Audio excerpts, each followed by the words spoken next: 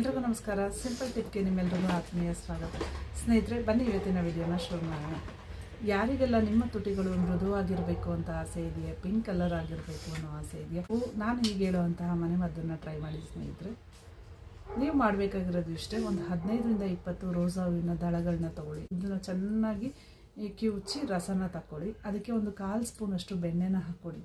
So ಈ ಎರಡು mix ಆಗಬೇಕು. ಹಾಗೆ ಚೆನ್ನಾಗಿ ಮಿಕ್ಸ್ ಮಾಡಿ ಒಂದು ಗಾಜಿನ ಡಬ್ಬದಲ್ಲಿ ಶೇಖರಣೆ ಮಾಡಿ ಇಟ್ಕೊಳ್ಳಿ.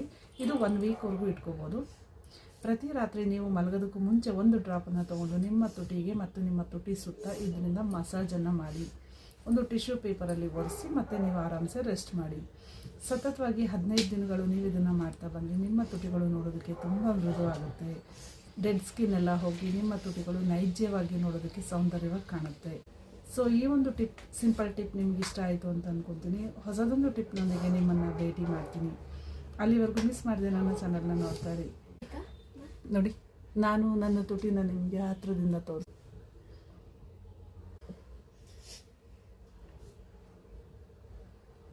ನೋಡಿ, ನಾನು ಟೈಮ್ ಸಿಕ್ಕಾಗಲಿಲ್ಲ, ಸೊ ಈಗ ಹೇಳಿದಂತಹ ಟಿಪ್ಪನ್ನು ಟ್ರೈ ಮಾಡ್ತಿದ್ದೀನಿ. ಹಾಗಾಗಿ ಈಗಿರುತ್ತೆ. ಏನಾದರೂ ಶೂಟಿಂಗ್ ಅಂತ ಹೇಳಿ ಬ್ಯುಸಿ ಇದ್ದಾಗ ಯಾವುದೇ ಥರದ ಲಿಪ್ಸ್ಟಿಕ್ನ ನನ್ನ ತುಟಿಗೆ ಬಳಸಿಲ್ಲ. ಸೊ ತಿಳಿಸ್ಕೊಟ್ಟಂತಹ ಟಿಪ್ಪನ್ನು ಟ್ರೈ ಮಾಡ್ತಾ ಇರ್ತೀನಿ.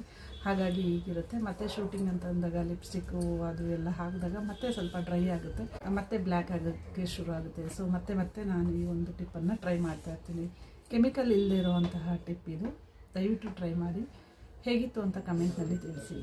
ಹೊಸದೊಂದು ಟಿಪ್ನೊಂದಿಗೆ ಮತ್ತೆ ನಿಮ್ಮನ್ನು ಭೇಟಿ ಮಾಡ್ತೀನಿ. ಎಲ್ಲರಿಗೂ ಒಳ್ಳೆಯದಾಗಲಿ.